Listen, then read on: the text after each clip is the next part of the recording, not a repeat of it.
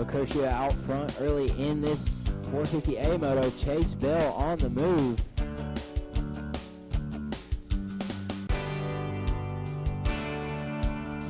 Bell trying to track down Lucurcio. This time around, we will get an accurate time frame for how fast they're able to put these motos in. Lucurcio with a 158.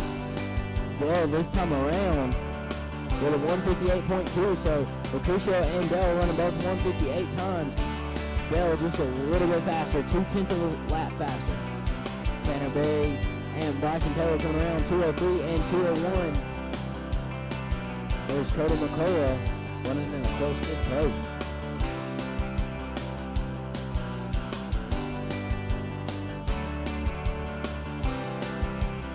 There's the 40 machine out front of Brandon Hartenrath. There's the 17 machine of Cameron Cannon. There's the 238 of Richard Jackson, 1, 2, and 3 in this 450B class.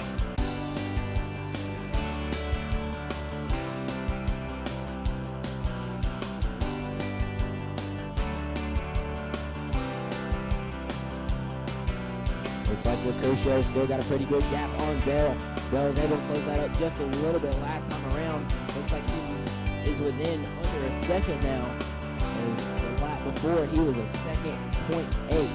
So almost 2 seconds back. That is not going to be the distance this time around. Lucurcio with a 159.8.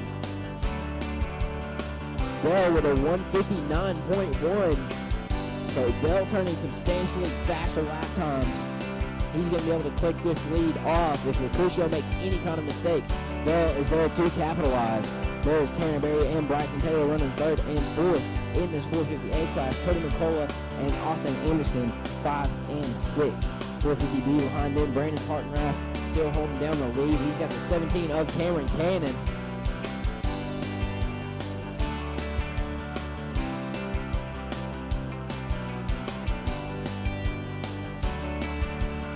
There's a 17 machine of Cameron Cannon. The 238 of Richard Jackson. Him and Cameron have got some stuff going on. I'm really not sure what's going on. I think Jackson knows he's not in a battle for the overall, and he might be letting Cannon chase down Hartenrath as they are 1 and 2. Oh, and Jackson goes down in the corner, so maybe he was having some issues. Looks like he might be pinned under his bike. He's going to give up another position. That's going to be Joshua Duffy making his way around. Oh, and Jordan Orr grabs a little bit of a handful of throttle, and he's going to lose some traction and ground. Here comes your 5th and 6th place riders, as Jackson's just having no luck. Chase Bell and Lorenzo Lucurcio out front in this 450A class as they launch back down the hill towards the lower section, the Boulevard of Broken Dreams.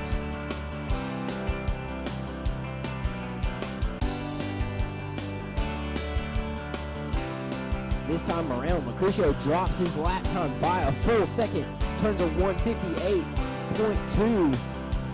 Bell turning a 159.1, so still not the fastest lap of the track. Chase Bell with a 158.289. Lucurcio with a 158.296.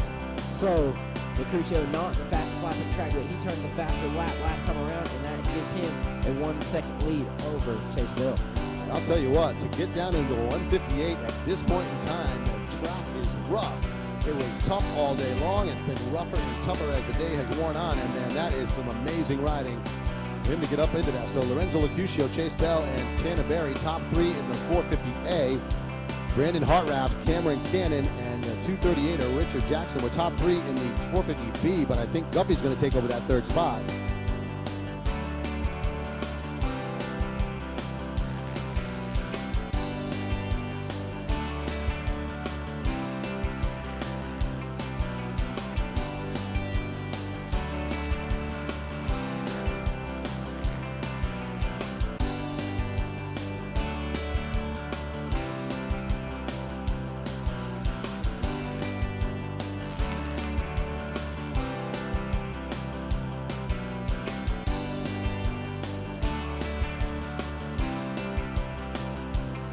All right, so Lorenzo Lucurcio trying to find a way to the front of the pack, see if he can hang on to the championship. He was 3rd yesterday, in the lead right now.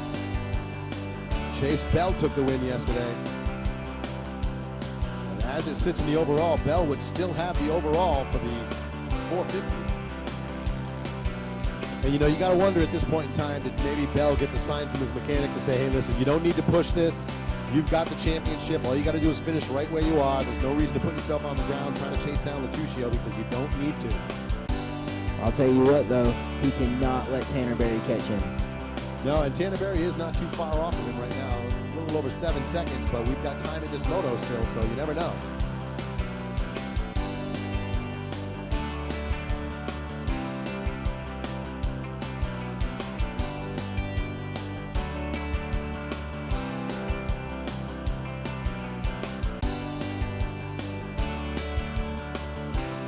Brandon Hartraft out in front there in the 450B. He sits in the top spot in the overall as well on the number 40. Now all he's got to do is just maintain that pace, keep that little gap he's got over Berry, and he will be the champion. So we'll see if Chase Bell can bring this one home, trying to ride it out smart. There's your leader in the class, though, the 83 of Lecusio. Lecusio's pretty much put it on cruise control this time around. He runs a 2:03.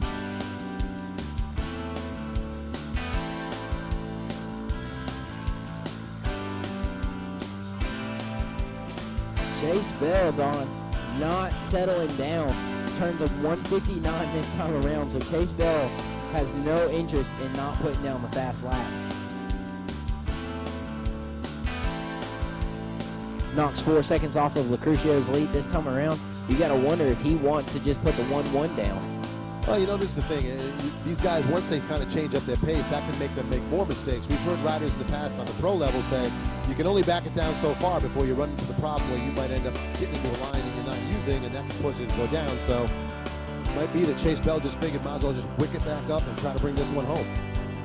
I've always been told that the fastest line is the smoothest line, but that also means you have to go fast. So the faster you are, the smoother you ride.